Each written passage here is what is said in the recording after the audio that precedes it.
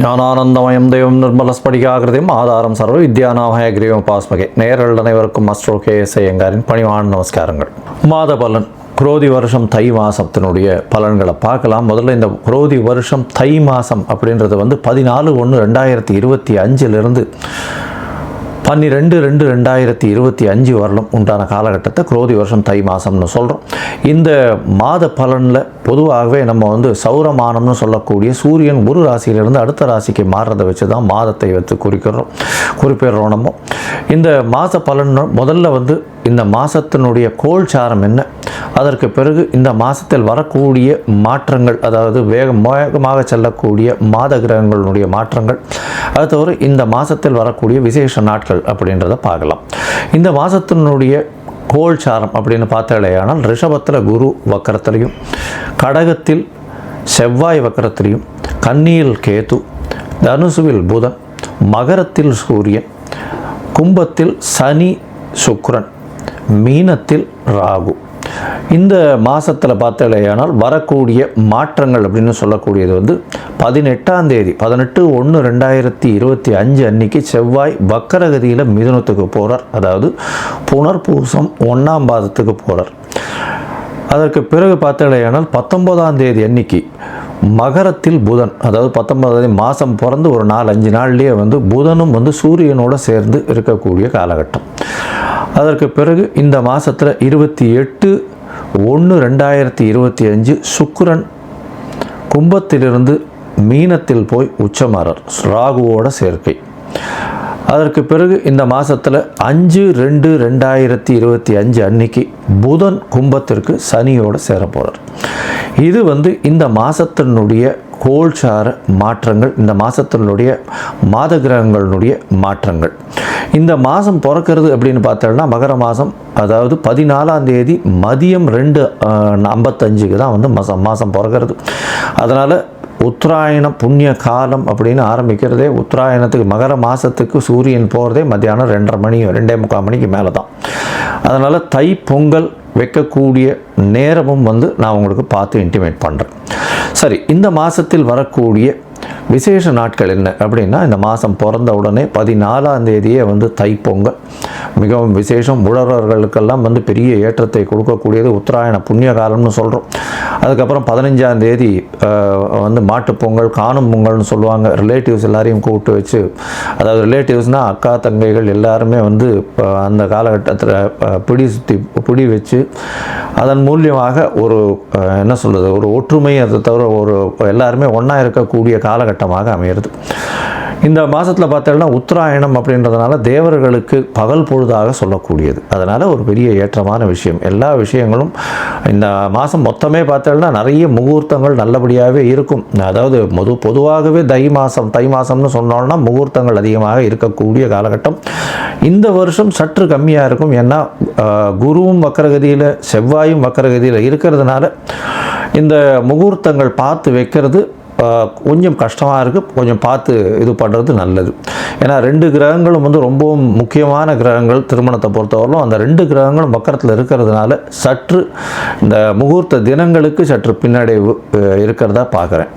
அடுத்தது பார்த்தீங்கன்னா இந்த மாதத்தில் தியாகராஜ ஆராதனை, அதாவது சத்குரு தியாகராஜர் அப்படின்னு திருவையாறில் அவருடைய ஆராதனை விழா நடக்கும். அதாவது பஞ்சரத்ன கீர்த்தனை இதெல்லாம் ரொம்ப அபூர்வமாக அதிசயமாகவும் நடக்கக்கூடிய காலகட்டமாக அமையப்போகிறது.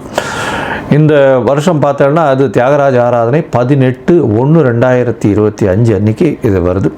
அதற்கு பிறகு பார்த்தோம்னா 21ஆம் தேதி அன்னைக்கு 21/1/2025 அன்னைக்கு அஷ்டகான்னு போட்டிருக்கும். அதாவது அஷ்டகா அன்வஷ்டகா அப்படின்றது சப்தமி அஷ்டமி நவமி இந்த 3 தினங்கள் மார்கழி தை மாசி பங்குனி இந்த 4 மாதங்களும் தர்ப்பணம் பண்ணுறது. இந்த வருடத்திற்கு 96 தர்ப்பணம்னு சொல்லக்கூடியதில் இந்த 12ம் அடங்கும். அது ரொம்ப முக்கியமான விஷயம். இதை தவிர பார்த்தாலேயானால் இந்த மாதம் வந்து இந்த தை மாதத்தில் வாஸ்து புருஷன் கண் விழிக்கும் நேரம் வேறு வருது. இது மிகவும் விசேஷமான காலகட்டம். வாஸ்து புருஷன் கண் விழிக்கும் நேரம் அப்படின்னு சொல்லக்கூடியது 9:52 11:22 வரலும் இருக்கக்கூடிய காலகட்டம். இது வந்து சுமார் 90 நிமிஷங்கள், அதாவது 1 மணி நேரம் 30 நிமிஷங்கள் இருக்கக்கூடிய காலகட்டமாக இருக்குது. இந்த காலகட்டத்தில் பார்த்தாலேயானால் அதாவது வாஸ்து புருஷன் கண் விழிக்கிறார். கண் விழித்து அவர் வந்து காலை கடன்களை முடிக்கிறார். அதற்கு பிறகு குளிக்கிறார். அதற்கு பிறகு வந்து சாமிக்கு உண்டான பூஜை புனஸ்காரம் செய்கிறார். அதற்கு பிறகு அவர் வந்து சாப்பாடு, அதாவது உண்ணும் அதாவது உணவு அருந்துதல், அதற்கு பிறகு தாம்பூலம் போடுதல், இந்த மாதிரி 5ஆக பிரிச்சிருக்கா. இந்த 5 விஷயத்தையும் 18 நிமிஷமாக வந்து இந்த 90 நிமிஷம் பிரிக்கப்பட்டிருக்கு. இந்த கடைசி 2-18 நிமிஷம் அப்படின்னு சொல்லக்கூடியது வந்து மிகவும் ஏற்றமான காலம் அப்படின்னு சொல்லக்கூடியது. அதாவது ரொம்பவுமே விசேஷமான காலம் அப்படின்னு சொல்லக்கூடியது. ஏன் அப்படின்னா இந்த கடைசி 18 நிமிஷம், அதாவது 36 நிமிஷம் அப்படின்னு சொல்லக்கூடியது நிச்சயமான வெற்றியை உங்களுக்கு தேடித்தரும். இது எதனுடைய வெற்றியை தேடித்தரும் அப்படின்னா, வாஸ்து புருஷன் கண்விழிக்கும் நாளில் இந்த மனைக்கால் ஊன்றது, அதை தவிர வந்து புதுசாக வந்து ஒரு வீடு கட்டுறது, வீட்டுக்கு உண்டான இது பத்திரங்கள் பதிவு பண்ணுறது, அதே சமயத்தில் வீட்டுக்கு உண்டான பேச்சுக்களில் வந்து அட்வான்ஸ் கொடுக்கறது, இந்த மாதிரி விஷயங்களும், புதுசாக வீடு கட்டணும்னு லேண்டு பார்த்து வச்சுருக்கீங்கன்னா லேண்டுக்கு வந்து பூஜை போடுறது, மனை பூஜை போடுறது, புதுசாக ப்ராஜெக்ட் எதாக இருந்தாலும் ஆரம்பிக்கிறது, இதெல்லாம் வந்து ஒரு பெரிய ஏற்றத்தை உங்களுக்கு கண்டிப்பாக கொடுக்கும். அந்த ப்ராஜெக்டில் எந்த ஒரு பிரச்சனையும் வராத அளவுக்கு நல்லபடியாக நடக்கக்கூடிய காலகட்டமாகவே நிச்சயமாக அமையும். அதற்கு பிறகு இந்த மிகவும் முக்கியமான நாள் அப்படின்னு சொல்லக்கூடியது 29/1/2025, அதாவது தை அமாவாசை, உத்தராயண புண்ணிய காலத்தின் முதல் அமாவாசை. அதாவது தேவர்கள் பகல் பொழுதில் நடக்கக்கூடிய முதல் அமாவாசை. எப்பொழுதுமே தை மாதம், ஆடி மாதம், அதுக்கப்புறம் புரட்டாசி மாதம், இந்த அமாவாசையெல்லாம் ரொம்ப விசேஷம். இந்த அமாவாசைகள்லாம் பித்ருக்கள் நம்மளுடைய லோகத்துக்கு வந்து நம்மளோட சேர்ந்து இருக்கிறதா வந்து ஐதீகம். அதனால் வந்து இந்த அமாவாசைக்கு தாய் தந்தையர் இல்லாதவர்கள் கண்டிப்பாக பித்ருக்களுக்கு கொடுக்க வேண்டிய அவர்களுக்கு தர்ப்பணங்கள், அதை தவிர பித்ருக்களுக்கு சேர வேண்டிய விஷயங்களை வந்து பண்ணுறதும், அதை தவிர அருகில் இருக்கக்கூடிய இந்த கோவிலுக்கு போயிட்டு வர்றதும் அதன் மூலியமாக நல்ல ஒரு ஏற்றம் கிடைக்கக்கூடிய காலகட்டம். உங்களுடைய தோஷங்கள், பித்ருக்களுக்கு பண்ணாதது தோஷம் வரும், பண்ணிங்கன்னா நல்ல ஒரு ஏற்றம் வரக்கூடிய வாய்ப்புகள் நிச்சயமாக உண்டு. அடுத்த ஜென்ரேஷனும் நல்லபடியாக இருக்கும். அதை தவிர பார்த்தோம்னா இந்த வருஷம் ரத சப்தமி, அது வந்து 4/2/2025 அந்த அன்னைக்கு வருது. அதாவது சூரியன் தேர்கால் திரும்புறதுன்னு சொல்லுவாள். அந்த ரத சப்தமம் வந்துருத்தோம்னா அதுக்கப்புறம் வந்து உங்களுக்கு ஃபுல் அண்ட் ஃபுல் வெயில் அதிகமாகிட்டே போக ஆரம்பிச்சிடும். இனிமேல் வரக்கூடிய காலங்கள் எல்லாமே வெளிச்சம் ரொம்ப அதிகமாக இருக்கும். லாங் டேஸ் வந்து வரக்கூடிய வாய்ப்புகள், அதாவது டே டைம் வரக்கூடிய வாய்ப்புகள் மிகவும் அதிகமாக இருக்கும். இந்த மாதத்தில் மிக மிக மிக மிக முக்கியமான நாள், ஒரு பெரிய விசேஷமான நாள் அப்படின்னு சொல்லக்கூடியது வந்து பார்த்தாலேயானால் தைப்பூசம். தைப்பூசம் அப்படின்னு சொல்கிறது 11ஆம் தேதி வருது. 11/2/2025 அன்றைக்கி வருது. அதாவது 29 தை மாதத்தில் வருதுன்னு வச்சுக்கோங்களேன், கடைசி நாளுக்கு வருது. தைப்பூசம் அப்படின்றது வந்து முருகனுக்கு அலகு குத்துறது, வேல் சுமக்கிறது, அதை தவிர காவடி சுமக்கிறது, பால் குடம் எடுக்கிறது, இதெல்லாம் நிறைய விஷயங்கள் நடக்கும். ஆனால் தைப்பூசம்னு ஞாபகம் வந்ததுனாலே அதுக்கு முதல்ல ஞாபகம் வர்றது வள்ளலாரனுடைய ஒரு பெரிய விசேஷம், தனிப்பெரும் ஜோதி, அதாவது அருட்பெரும் ஜோதி தனிப்பெரும் கருணைன்னு சொல்லக்கூடியது. அதாவது அணையாத விளக்கு, எப்பொழுதுமே வந்து இன்று வரலும் சாப்பாடு தானமாக கொடுக்கக்கூடிய ஒரு பெரிய இடம் இந்த வடலூரில் இருக்குது. ரொம்ப பெரிய விசேஷம். இன்னி வரலும் அவர் ஏற்றிய விளக்கு இன்னி வரலும் வந்து சாப்பாடு வந்து கொடுத்துட்ருக்காங்க. மிகப்பெரிய, அதாவது தர்மம் செய்யக்கூடிய விஷயமாக அது சொல்லப்படுறது. ஏன்னா சாப்பாடு கொடுக்கறதுன்றது அன்னதானம் இருக்கிறதுலே ரொம்ப விசேஷம். அதுவும் வந்து இத்தனை வருடங்களாக கண்டினியூஸாக டெய்லி கொடுத்துட்ருக்காங்கன்னா ரொம்ப பெரிய விஷயம். அது வந்து ஃபாலோ பண்ணுறதும் ரொம்ப கஷ்டம், அதை செய்கிறதும் ரொம்ப கஷ்டம். அதை பண்ணிகிட்ருக்காங்க அப்படின்னும்பொழுது மிகப்பெரிய ஆச்சரியமான விஷயம். அண்ட் கண்டினியூஸாக பண்ணுறதுல ரொம்பவும் சந்தோஷம். அவங்களுக்கு பெரிய, அதாவது கோடி நமஸ்காரங்களை அவங்களுக்கு நிச்சயமாக தெரிவிக்கணும். இப்போது மேஷம் முதல் மீனம் வரை இந்த தை மாதத்தின் பலன்களை பார்ப்போம். அதற்கு முன்னாடி உங்கள் எல்லோருக்கும் என்னுடைய பொங்கல் திருநாள் நல்வாழ்த்துக்கள். அதை தவிர இந்த உத்தராயண புண்ணிய காலம் நல்லபடியாகவே நல்ல மாற்றங்களோடும் ஏற்றங்களோடும் உங்களுக்கு பிறக்கணும்னு நானும் ஆண்டவனை வேண்டிக்கிறேன். உங்கள் எல்லாருக்கும் ஆசீர்வாதங்கள். இந்த மாதத்தில் பார்த்தாலேனா நிறைய முகூர்த்தங்கள் வரணும். ஆனால் இந்த சற்று முகூர்த்தங்கள் கம்மியாக இருக்குது. இளைஞர்கள் கல்யாணத்துக்கு பார்த்து கொண்டிருக்கிறவர்களுக்கு நல்லபடியாக கல்யாணம் வரணும் அப்படின்றத வேண்டிக்கிறோம். சரி, இப்போ மேஷம் முதல் மீனம் வரை உண்டான ராசிகளுக்கு என்னென்ன பலன்கள் அப்படின்றத பார்ப்போம். அதற்கு முன்னாடி என்னுடைய மொபைல் நம்பர் ஸ்க்ராலிங்கில் போயின்னு இருக்கும். உங்களுக்கு ஒருவேளை ஏதாவது அஸ்ட்ராலாஜிக்கல் கன்சல்ட் தேவைப்படுமையாயின் நீங்கள் எனக்கு ஃபோன் பண்ணுங்க. உங்களுடைய date, time, place of birth, உங்களுடைய அதாவது பெயர், உங்களுடைய தாய் தகப்பனார் பெயர் வரலும் எனக்கு அனுப்புங்க. என்னுடைய கட்டணம் என்னன்னு சொல்கிறேன், அந்த கட்டணத்தை அனுப்புங்க. அதற்கப்புறம் நீங்கள் உங்களுடைய ஜாதகத்தை போட்டுட்டு அதில் சந்தி இருக்கான்றதை பார்த்துட்டு, பொதுவாகவே நான் பார்க்கும்பொழுது அந்த சந்தியிலேயே நிறைய பேர் சந்தியிலேயே ராசி தெரியாமையோ நட்சத்திரம் தெரியாமையோ இருக்கா.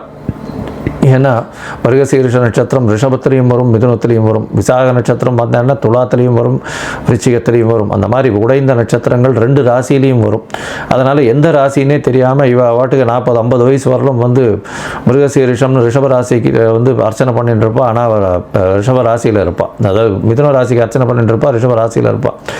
அந்த மாதிரியான நிறைய மாற்றங்கள் இருக்குது. அதனால் இதை தெரிஞ்சுக்கோங்க முதல்ல. அதுக்கப்புறம் உங்களுடைய தசாபுக்தி அந்தரம் சூக்ஷ்மம். ஏன்னா எந்த ராசியோ அதே மாதிரி லக்ன சந்தி இருந்துருத்துனா அந்த லக்னம் சந்தியாக போச்சு ஆனால் நிச்சயமாக அந்த லக்னத்தின் சுபர் வேறையாக மாறிடுவார். அதனால் உங்களுக்கு நல்ல காலம் நல்லா நடந்துட்டுருக்கு, தசை நல்லா நடந்துட்டுருக்கு நீங்கள் நினச்சிட்டு இருப்பீங்க. அந்த தசை நல்லபடியாகவே இருக்காது. அதனால் இன்றைய காலகட்டம் எப்படி இருக்குது, அதை தவிர இன்றைய கோல்சார பிரகாரமும் உங்களுடைய தசாபுக்தி அந்தரம் சூக்ஷ்மம் பிரகாரமும் என்ன ஒரு பலன் இருக்குது அப்படின்றத பார்த்து உங்களுக்கு சொல்கிறேன். இப்போது மேஷம் முதல் மீனம் வரை ஒரு ராசியாக பார்க்கலாம். கடகம், புனர்பூசம், பூசம், ஆயில்யம், இந்த 3 நட்சத்திரம் 9 பாதங்களை கொண்ட ராசி. ராசியின் அதிபதினு சொல்லக்கூடியவர், அதிவேகமாக செல்லக்கூடிய சந்திர பகவான். இந்த மாதம் பார்த்தாலேயானால் அதாவது மகர மாதம், தை மாதம் பொதுவாகவே மாத கிரகங்கள்னு சொல்லக்கூடிய சூரியன், செவ்வாய், புதன் மற்றும் சுக்கிரன், இந்த 4 கிரகங்களுடைய மாற்றத்தை வச்சு பேசுவோம். இந்த மாதத்தில் பார்த்தாலேயானால் உங்களுடைய ராசிக்கு சப்தமத்திலேயே சூரியன் இருக்கிறது ஒரு சின்ன பிரச்சனைகளை கொடுக்கக்கூடிய காலகட்டம். கடகராசிக்காரர்களுக்கு எதிர்பாலினத்தவர் மூலியமாக பிரச்சனைகள் வரக்கூடிய வாய்ப்புகள் நிச்சயமாக உண்டு. அதை தவிர பார்த்தாலேயானால் உங்களுடைய எதிர்பாலினத்தவர் ரொம்பவும் ஸ்ட்ராங்காக இருக்கக்கூடிய, மிகவும் வலிமையாக இருக்கக்கூடிய காலகட்டம். பார்ட்னர்ஷிப்பில் ஒரு நல்ல, அதாவது பார்ட்னர் பெரிய ஏற்றத்தோடு இருக்கக்கூடிய காலகட்டம். பார்ட்னர் உங்களை விட மிகுந்த வலிமை பொருந்தியவராக இருக்கக்கூடிய காலகட்டம். உங்களுடைய ராசியிலேயே செவ்வாய் வக்கரகதியில் இந்த மாதத்தில் ஆரம்பிக்கிறார். இந்த மாதத்தில் வக்கரகதியில் ஆரம்பிக்கக்கூடிய செவ்வாய் உங்களுடைய அதியோகர்னு சொல்லக்கூடியவர். அவர் 18ஆம் தேதி 18/1/2025 அன்றைக்கே 12ஆம் இடத்துல போயிடுறார், விரயஸ்தானத்தில் போயிடுறார். ஆனால் வக்கரகதியில் இருக்கிறதால நல்ல ஒரு ஏற்றம் கிடைக்கக்கூடிய காலகட்டம். 5-9 அதிபதி அப்படின்னு சொல்லக்கூடிய 5-10 அதிபதி அப்படின்னு சொல்லக்கூடியவர் செவ்வாய். அவர் 12ஆம் இடத்துல வக்கரம் பெற்று இருக்கிறது பெரிய விசேஷம். இதன் மூலியமாக பார்த்தோம்னா வெளிநாட்டு தொடர்புகள் வரும், திடீர் வேலை மாற்றங்கள் கிடைக்கக்கூடும், வேலையின் மூலியமாக நல்ல ஒரு ஏற்றம் கிடைக்கக்கூடிய காலகட்டம், தொழிலில் திடீர் ஏற்றங்கள் கிடைக்கக்கூடிய காலகட்டமாக அமையும். குழந்தைகள் மூலியமாக நல்ல ஒரு பெரிய ஏற்றம் கிடைக்கக்கூடிய காலகட்டமாக அமைய போகிறது. இந்த மாதத்தில் பார்த்தலையானால் உங்களுடைய ராசிக்கு 3ஆம் இடத்தில் இருக்கக்கூடிய கேது பகவான் மூலியமாக புதிய முயற்சிகளில் சிறு பின்னடைவு இருக்கும். சிறு பின்னடைவு இருந்தாலும் உங்களுக்கு பெரிய ஏற்றம் கிடைக்கக்கூடிய காலகட்டமாக இருக்கும். பின்னடைவு இருந்தாலும் அதன் மூலியமாக அதற்கு பிறகு வெற்றியை காணக்கூடிய காலகட்டமாக அமையும். உங்களுடைய ராசிக்கு பார்த்தலையானால் 6ஆம் இடத்துல புத பகவான் இந்த மாதம் ஆரம்பிக்கும் பொழுது இருக்கார். 12ஆம் அதிபதி 6ஆம் இடத்துல இருக்கிறதன் மூலியமாக வேலை நிமித்தமாக வெளிநாடு போகக்கூடிய பாக்கியமும் புதிய வேலை கிடைக்கக்கூடிய வாய்ப்பும் நிச்சயமாக உண்டு. இந்த மாதத்தில் பார்த்தாலேயானால் 19/1/2025 அன்றைக்கே, அதாவது 14ஆம் தேதி இந்த மாதம் தை மாதம் பிறகுறது, 19ஆம் தேதி அன்றைக்கே பார்த்தாலும்னா புதன் உங்களுடைய ராசிக்கு சப்தமத்தில் வந்துடுறார். 12-3 அதிபதி 7ஆம் இடத்துல வர்றார். அதனால் போட்டி, அதாவது பார்ட்னர்ஷிப் கன்சர்ன்னு சொல்லக்கூடிய கூட்டு தொழிலில் நல்ல ஒரு ஏற்றமும் வெற்றியும் கிடைக்கக்கூடிய காலகட்டமாக அமைய போகிறது. உங்களோட ராசியில் பார்த்தாலேயானால் அதாவது 8ஆம் இடத்துல இருக்கக்கூடிய சனி பகவான் நிச்சயமாக பிரச்சனைகளை கொடுப்பார். ஆனால் இந்த மாதம் வந்து பிரச்சனைகள் இல்லாத காலகட்டமாக இருக்கும். ஏன்னா சுக்கிரன் வந்து அங்கே போய் இருக்கிறதுனால சனி பகவான் நல்ல ஒரு ஏற்றத்தோடு நல்ல ஒரு சந்தோஷத்தை கொடுக்கக்கூடிய காலகட்டமாக இருக்கும். உடல்நிலையில் நல்ல ஒரு ஏற்றம் கிடைக்கும். வண்டி வாகனங்களில் போகும்போது ஜாகிரதையாக இருக்கிறது நல்லது. புதிய வண்டி வாகனங்கள் வாங்கக்கூடிய வாய்ப்பு உண்டு. அதை தவிர பார்த்தாலேயானால் சுகங்கள் சற்று பிரச்சனைகள் வரக்கூடிய வாய்ப்பு, தாயின் உடல்நிலையில் சற்று பின்னடைவு இருக்கக்கூடிய வாய்ப்புகள் நிச்சயமாக உண்டு. உங்களுடைய ராசிக்கு 9ஆம் இடத்துக்கு சுக்கிர பகவான் 28/1/2025 அன்னைக்கு போகிறார். இதன் மூலியமாக சுக்கிரனும் ராகுவும் சேர்ந்து இருக்கக்கூடிய காலகட்டம். தந்தையின் உடல்நிலையில் சற்று முன்னேற்றம் ஏற்படக்கூடிய வாய்ப்புகள் உண்டு. வெளிநாடு போய் படிக்கக்கூடிய வாய்ப்புகள் நிச்சயமாக உண்டு. குடும்பத்தை விட்டு சற்று பிரிந்து இருக்கக்கூடிய காலகட்டமாக இருக்கும். ஏன்னா அஷ்டமத்து சனி வேறு போயின்னு இருக்கு. அதனால் கண்டிப்பாக குடும்பத்தை விட்டு பிரிந்து இருக்கக்கூடிய காலகட்டம். அதை தவிர வந்து உடல்நிலையில் சற்று ஏற்றம் இருக்கக்கூடிய காலகட்டமாக இருக்கும். 11ஆம் இடத்தில் இருக்கக்கூடிய குரு பகவான் வக்ரகதியில் இருக்கிறதுனால மூத்த சகோதரர்கள் மூலியமாக சிறு சிறு தொல்லைகள் வரக்கூடிய வாய்ப்புகள் நிச்சயமாக உண்டு. இந்த மாதம் பார்த்தீங்கன்னா 28/1/2025 அப்புறம் வந்து சுக்கிரன் மீனத்துக்கு போயிடுறார். அதாவது உங்களுடைய ராசிக்கு 9ஆம் இடத்துக்கு போகிறார். 9-11 பரிவர்த்தனை வருது. அது ஒரு பெரிய ஏற்றம். 9-11 பரிவர்த்தனை வரும்பொழுது 11ஆம் அதிபதி 11ஆம் இடத்தில் ஆட்சியும் 9ஆம் அதிபதி 9ஆம் இடத்தில் ஆட்சியும் இருப்பதற்கு சமம். இதன் மூலியமாக பார்த்தீங்கன்னா உங்களுக்கு நினைத்த காரியங்கள் நிச்சயமாக நடைபெறும். அதாவது என்ன சொல்கிறது, அதாவது 2வது திருமணத்திற்கு பார்த்து கொண்டிருப்பவர்களுக்கு கண்டிப்பாக 2வது திருமணம் ஆகக்கூடிய வாய்ப்பும், முதல் திருமணத்திற்கு பார்த்து கொண்டிருப்பவர்களுக்கு சற்று பின்னடைவு ஏற்படக்கூடிய வாய்ப்பும் நிச்சயமாக உண்டு. உங்களுடைய ராசிக்கு பார்த்தோம்னா 9ஆம் இடத்துல குரு வக்ரகதியில் இருக்கிறதுனால கண்டிப்பாக தந்தையின், அதாவது 9ஆம் இடத்தின் பரிவர்த்தனையின் மூலியமாக குரு வக்ரகதியில் இருக்கிறதுனால தந்தையின் உடல்நிலையில் நல்ல ஒரு ஏற்றம் இருக்கும். வெளிநாடு போகக்கூடிய பாக்கியம் வரும். படிக்கக்கூடிய மாணவர்களுக்கு நல்ல ஏற்றமாக இருக்கக்கூடிய காலகட்டம். இந்த மாதம் உங்களுடைய முயற்சிகள் எல்லாமே நல்லபடியாக வெற்றிகரமாக இருக்கும். சில நாட்கள் முயற்சிகளை தள்ளி வைக்கிறது நல்லது. அந்த சில நாட்கள் அப்படின்னு சொல்லக்கூடியது வந்து இந்த சந்திராஷ்டம நாட்கள்னு சொல்கிறோம். இந்த சந்திராஷ்டம நாட்கள் என்ன இன்றைக்கி வருதுன்னா 30/1/2025 1/2/2025 வரலும் இருக்குது. இந்த காலகட்டத்தில் புதிய முயற்சி வேண்டாம். வெளியூர் வெளிவானில் பிரயாணம் வேண்டாம். ஒருவேளை பண்ண வேண்டிய கட்டாயம் இருந்ததே ஆனால் சந்திர பகவானுக்கு உண்டான எளிய பரிகாரம்னு சொல்லக்கூடிய இந்த பால் ஒரு 1/2 டம்ளர் அருகில் இருக்கக்கூடிய கோவிலில் கொடுத்துட்டு போகிறதன் மூலியமாக சந்திராஷ்டமத்தின் தாக்கம் நிச்சயமாக குறையும்.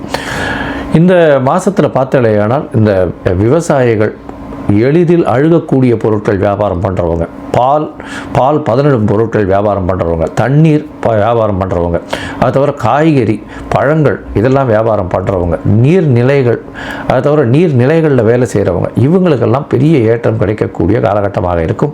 டிரான்ஸ்ஃபர் வரக்கூடிய வாய்ப்புகள் நிச்சயமாக உண்டு. இந்த மாதத்தில் உங்களுடைய உடல்நிலையில் சற்று கவனமாக இருங்கள். 28ஆம் தேதிக்கு மேலே நல்ல ஒரு ஏற்றம் கிடைக்கக்கூடிய காலகட்டமாக அமைய போகிறது. உங்களுடைய ராசிக்கு சப்தமத்தில் சூரியன் இருக்கிறதால கண்டிப்பாக எதிர்பாலினத்தவர் மூலியமாக சற்று பின்னடைவு இருக்கும். பேச்சில் ரொம்ப கவனமாக இருக்கிறது ரொம்ப நல்லது. குடும்பத்தில் சற்று பிரச்சனைகள் வரக்கூடிய வாய்ப்பு இருந்தாலும் அது அமைதியாக போகக்கூடிய வாய்ப்புகள் நிச்சயமாக இருக்கும். மொத்தத்தில் பார்த்தீங்களேனால் இந்த மாதம் நல்ல ஒரு ஏற்றமான மாதமாக இந்த கடகராசிக்காரர்களுக்கு இருக்கும். நீங்கள் வந்து சந்திர மௌலீஸ்வரரை போய் இந்த மாதம் போய் சேவிச்சுட்டு வாங்க ஒரு தரம். அது வந்து ரொம்பவும் ஏற்றத்தையும் கொடுக்கும், மாற்றத்தையும் உங்களுடைய வாழ்வில் நிச்சயமாக கொடுக்கும்.